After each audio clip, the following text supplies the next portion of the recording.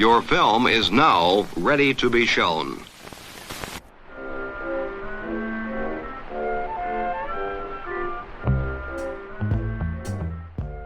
Good morning. I'm Justin Hendricks, editor of Tech Policy Press. We publish news, analysis, and perspectives on issues at the intersection of tech and democracy. On May 5th, Common Sense Media, the nonprofit known for its entertainment and technology recommendations for parents, launched its Youth AI Safety Institute, backed by a $20 million annual budget, saying it intends to define what child-safe AI actually means and to rigorously test AI products and assign them ratings. The Institute is already working with policymakers in the U.S. at the federal and state level and is building initiatives abroad. On May 12th, the Institute was introduced in Europe at the Copenhagen Summit. Speakers at that event included European Commission President Ursula von der Leyen, Ofcom Chief Executive Melanie Dawes, and former U.S. Secretary of State and presidential candidate Hillary Clinton. The Youth Safety Institute's funders include philanthropies and wealthy individuals, as well as companies such as Anthropic, the OpenAI Foundation, and Pinterest. Common Sense Media's ratings have called ChatGPT-5 high risk, Grok, various AI toys, and AI mental health chatbots unacceptable risk, Google's Gemini K-12 products high risk, and Claude a moderate risk. The Youth AI Safety Institute will be led by Bruce Reed, who joined Common Sense as head of AI in March 2025 after serving as President Joe Biden's White House Deputy Chief of Staff, where Politico dubbed him the AI Whisperer for leading Biden's AI executive order and securing voluntary commitments from the Frontier Labs. Last year, Time named him one of the 100 most influential people in AI. Reed previously worked with Common Sense as a senior tech policy advisor from 2015 to 2020 and was the lead negotiator on the 2018 California Consumer Privacy Act. I caught up with Reed about how he views the current state of AI and child safety and his goals for the Institute. Let's jump right in. I'm Bruce Reed. I'm head of AI at Common Sense Media. Bruce, I'm pleased to talk to you today and pleased to learn a little bit more about this extraordinary initiative that you are undertaking on behalf of Common Sense. But I want to kind of just step back a second and ask you a little bit about the world we're in right now. You have published research at Common Sense showing, a large majority of children are already using AI regularly. More than half have interacted with AI companions. Nearly a third say those conversations are as satisfying or more satisfying than talking to friends. How would you describe the current moment? These tools are widely distributed. Lots of folks are engaging with them, already seeing harms pile up. What does the world look like at the moment that you're starting this new institute? Well, AI is a world of promise and peril. Kids have long been early adopters of new technologies, and I think they've gotten way ahead of their parents and way ahead of politicians and policymakers, and put themselves or allowed the companies to put them at considerable risk, because one of the blessings and curses of AI is that we don't understand everything about it. And that's allowing it to open new doors, but there are quite a few goblins behind some of those doors for these kids and teens. And part of the reason that we're so intent on making sure to do youth AI safety testing is that we think kids should have a good experience. They shouldn't be the crash dummies, the way, frankly, they've been for social media. I think many in the industry look at what has happened to social media over the past decade and don't want to go down that road either. But the other mistake we can't repeat with social media is on the part of the government and of watchdogs. And we need to make sure that there are guardrails in place. But until that happens, we also need to make sure that parents and kids know what the risks are and can make a good judgment about what to do. So I've heard that comparison to social media and the concern in particular that we're at great risk of making the same mistakes with AI that we made with social media. I think folks like former Surgeon General Vivek Murthy have said that. I know similar language from Common Sense's Jim Steyer. I guess one of the things I'm wondering about right now is, whether we're still in this kind of preliminary period or whether we've already made the mistakes in a similar way that we made with social media. I mean, these tools now, as we're talking, hundreds of millions of people are using. children are using across the world in schools, often being assigned and or given the tools by school districts that in some cases are partnering up with the firms. Are we still in a sort of window where we're in a kind of preliminary place, or are things already moving along? Well, that's a good point. I think we're in the process of making the same mistake. It's not too late, and we should have learned our lesson by now. So I think one mistake that is definitely happening all over again is that Washington is largely absent from the scene. It remains an uphill battle, not impossible, but uphill battle in every state legislature to try to get some kind of guardrails enacted, even though protecting kids online and protecting kids from the harms of AI is the most popular, most bipartisan issue in America at this time. It's a 90-10 deal everywhere, but there's a lot of pressure from the industry and sometimes from the administration to, clear the road to move as fast as possible. And so we need to decide as a country and as a society that yes, we're going to win the AI race. Yes, we can beat China. Yes, we can do amazing things with AI, but we don't need to harm, let alone sometimes kill our young people in the process. Safe AI is going to make adoption easier. It's going to make progress easier. It's not going to slow down this technology. And I think the mistake the companies are making again is that most Americans look at AI through the lens of social media. And so that concerns them deeply. Most parents are terrified of what AI is going to do to their kids. At the same time, they're worried about what data centers are going to do to their communities, what AI is going to do to their job, down the road, what AI could do to their kids' education and to their kids' jobs. So it's not just important for the safety and sake of the kids. It's also going to be an essential prerequisite if we're really going to adopt AI as a society, as opposed to reject it, set it aside, or be miserable about it. I want to ask you a little bit about the scope of the Institute's work, what you plan to get up to. I know you're already making relationships both in state governments, federal government, you're working on policy agenda, but also abroad. I believe you've had some inroads in Europe and elsewhere. Can you kind of just give us a sense of what it is you're building, what the organization looks like right now? We want to build the first youth AI safety institute in the world. At the moment, there are a dozen national safety institutes that have been set up over the past 3 or 4 years that focus on national security risks, existential risks. They're doing very good work, but none of them focus on the immediate harms to kids. So there's a hunger for that in the United States and around the world. We just had a big summit in Copenhagen where the leader of the European Union came to endorse this idea, and where there's a real hunger to protect kids. We think this is a global concern. We think that the Institute can set globally accepted standards and do testing that will reassure users and parents around the world, and have America be setting an example for the rest of the world instead of the opposite. One of the things that I wonder about is the extent to which you'll be able to apply some of the efforts that Common Sense has done in past, the kind of ratings and other approaches to research.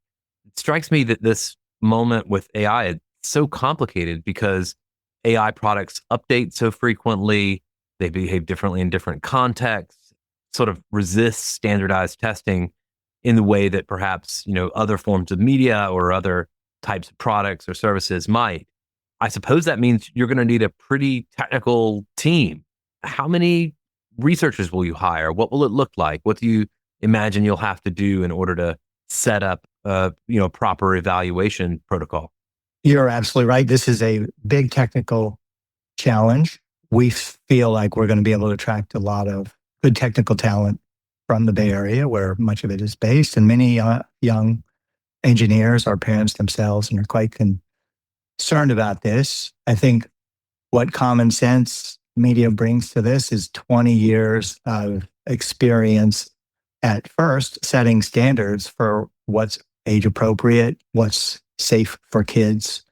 And if you can get agreement on those standards, as common sense has done over the years, then you have a benchmark to test against. And I think the technical challenge is not nearly as difficult as the standard setting challenge. And one of the reasons that the industry can't do it for itself is that they're not trusted to set those standards of what's acceptable for kids, and they're not good at it either.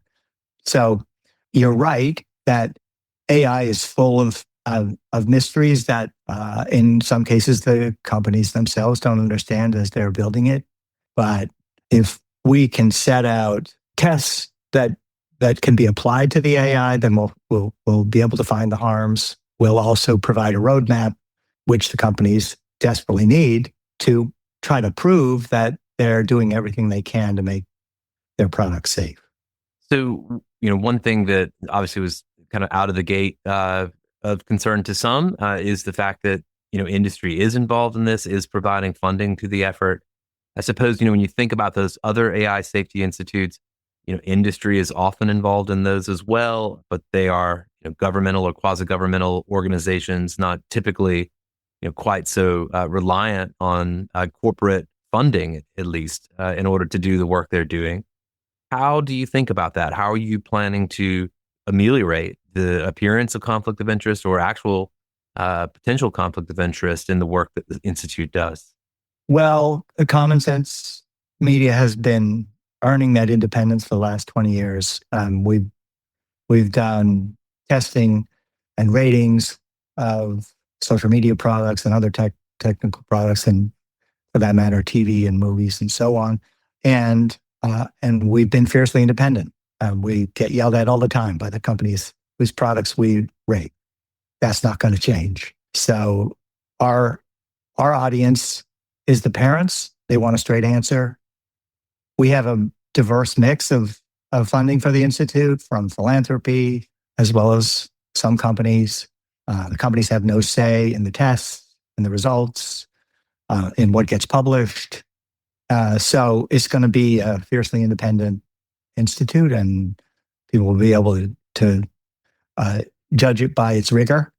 And it'd be great if government did this. It's a hard thing for government to do, and current government's not in the mood to do it. And tech money's influence in the political system is considerable.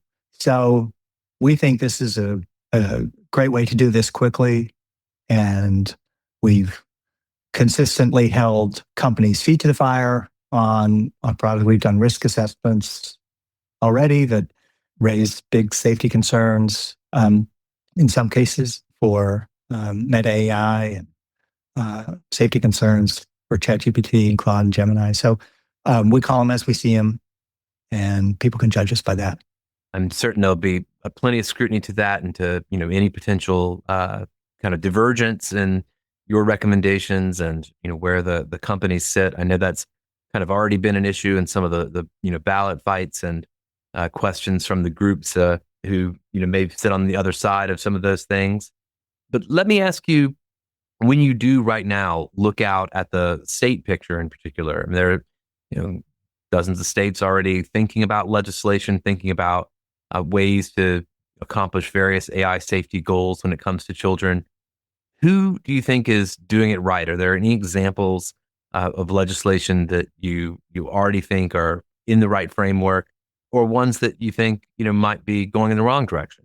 Well, we've seen some real progress in the last few years. There's still a lot more to do. In California, we were able to help pass a broader safety bill that was led by Scott Wiener, that wasn't aimed at kids, but is an important step forward on transparency for frontier AI models.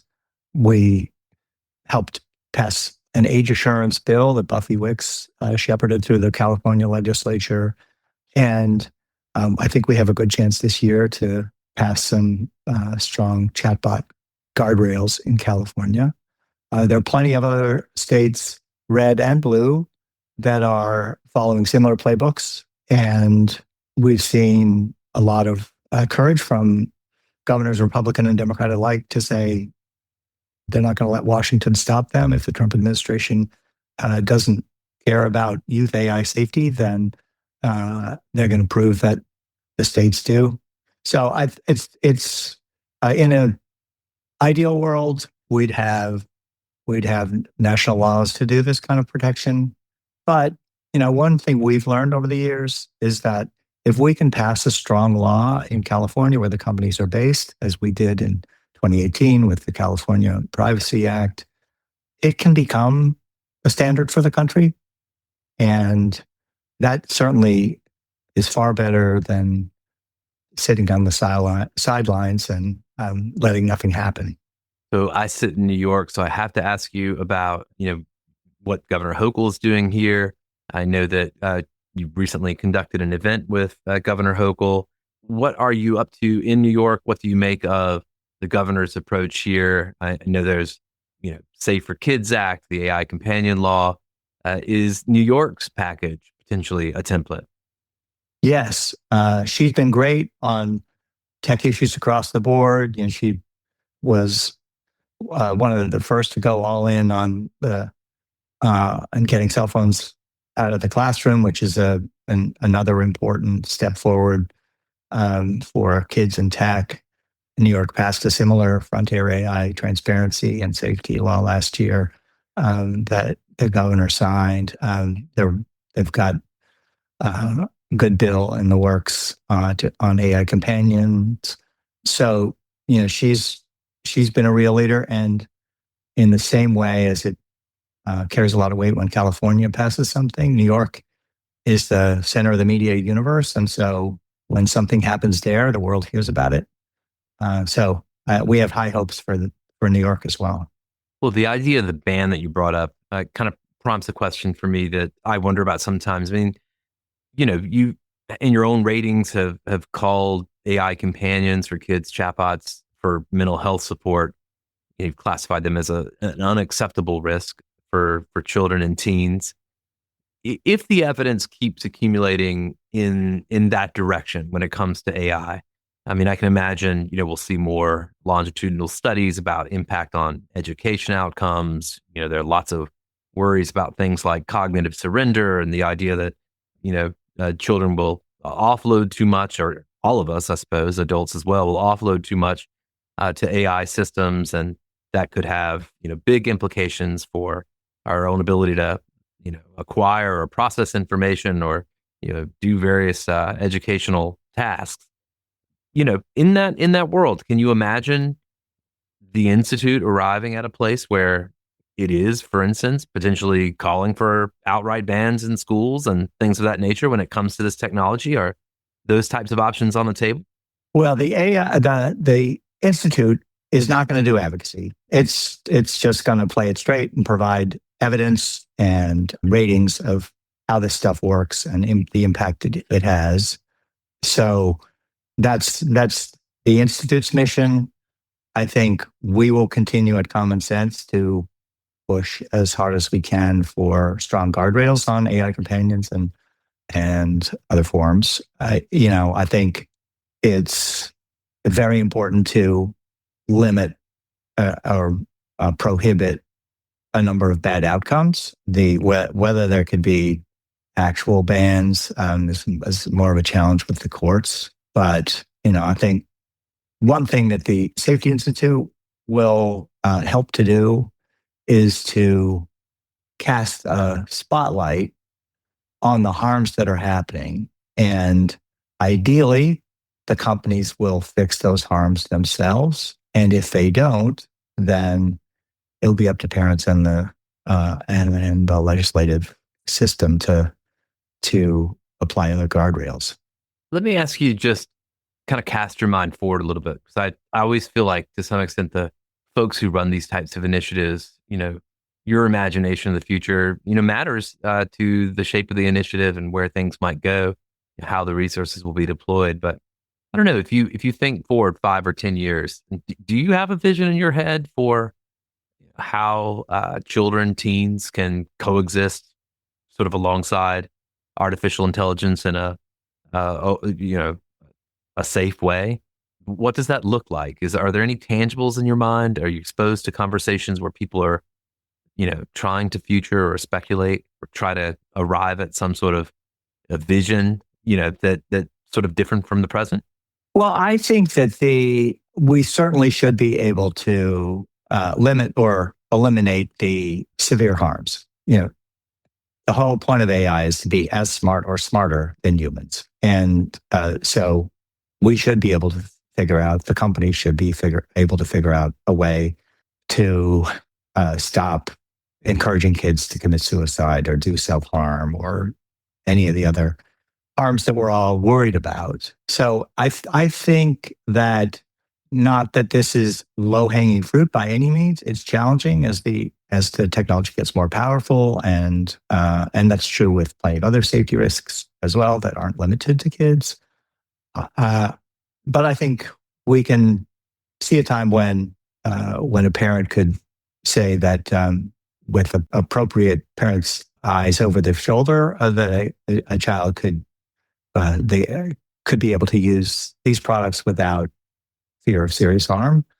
I think a much more challenging question that we don't know the answer to and won't for a while, but we should worry about it, and it will be one of the focuses of the Safety Institute over the long haul, is what does AI mean for education, and what does it mean for learning and cognitive development, or the opposite? And that's another thing that we got wrong with the first tech boom. We got laptops into the classroom, and we got a lot of tech usage by kids, but it didn't lead to better outcomes. And there's definitely some evidence that cell phones and social media either contributed to or didn't stop the decline in reading over the last 10 years. And I think the risks for AI are much greater than that. That if, we surveyed kids and parents about how they feel about AI in the schools, and the parents were, by a 20-point margin, concerned. They thought it was unethical to use AI in the schools. And the kids, by a 20% margin, thought it was a great idea. And that seemed like a striking disagreement. But if you step back from it, the parents' concern was that AI was going to make the homework easier, or solve the problems for the kids. And the kids thought the same. It's just they were happy about it, and the parents were alarmed. So I think we're going to pay special attention to the impact on education, which is not purely a safety issue, but in a way, if it's undermining kids' emotional and intellectual development, then that's a serious harm over the long haul. Yeah, I think one of the interesting things to me is, the extent that there's so much focus on, how kids might use AI, a lot less focus on how teachers use AI or might use AI, and the ways that might change, the classroom and the educational experience as well. Things like feedback and grading and, assignments and all of the rest of that. I know I'm kind of witnessing in my own children points of evidence around those issues as well, which is really interesting to observe. But let me ask you just a couple of last questions. One on the kind of level of engagement from the corporations you're working with now. Who are you talking to inside those companies? I mean, at what level is the relationship held? We've been dealing directly with the top people at these companies, and it's important that they be engaged from the outset, because the companies are going to have to do the lion's share of the work of making this stuff safe. Our job is to show where they're getting it wrong and let parents know when the companies are getting it wrong, and point to the risks and harms that the products have. And the executives are going to have a choice of whether they want to go rogue, as some of the social media companies did, and just not care what the parents and the customers say, or whether they are going to do what most industries throughout our history have done, which is recognize that safety is a plus with consumers. We do safety testing for drugs, not just for kids, but for adults to make sure they're safe. We've, for half a century, done crash testing for automobiles, and car makers learned after a while that actually it was a plus to have a safer car. And we've seen a race to the top on safety with cars, to the point that we now have the second lowest traffic fatality rate in our history. So it's important to have pressure from independent organizations like ours, and from parents, and from other customers, and ideally from government oversight, to make sure that this industry does the right thing. So you spent, some decades in government. You had a very senior role, of course, in the Biden administration. You had a reputation of being a person who was essentially helping coordinate response to AI as it came along. Has anything changed about your perspective on these issues or this technology since you left the White House? I know you're back and forth from Washington to Silicon Valley more often. Any kind of insight or anything that's changed your way of looking at things in the months since you've left? Well, I've been very encouraged by the bipartisan embrace of kids' AI safety at the state level, and by how many governors from both parties have spoken out, and how many attorneys general are holding the industry accountable.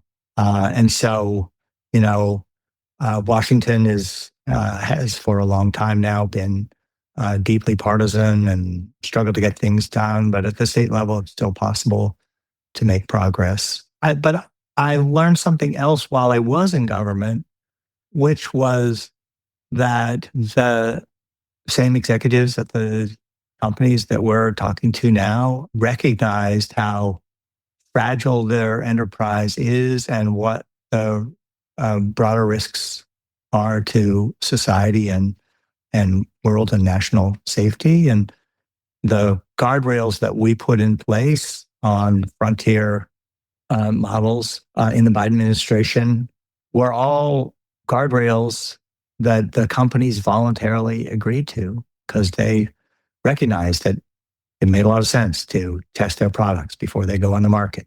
And it made a lot of sense to kind of share those results. And I think we've seen in recent weeks with Claude Mythos that the administration has come to recognize the enormous national security, and for that matter, domestic security challenges that products as powerful as these frontier models can pose. And I think it's a good thing, not a bad thing, if the national government is on the lookout for the national security and kind of broader safety consequences of AI, because this is the most powerful technology that's ever been invented.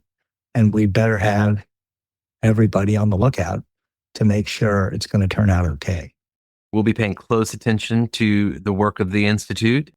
I appreciate you joining me today, Bruce Reed, and wish you well. Thanks so much, Justin.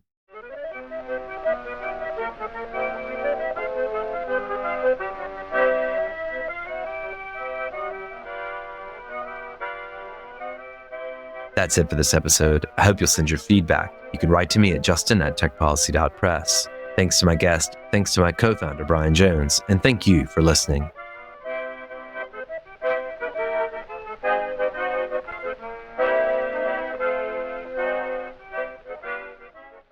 Tech Policy Press.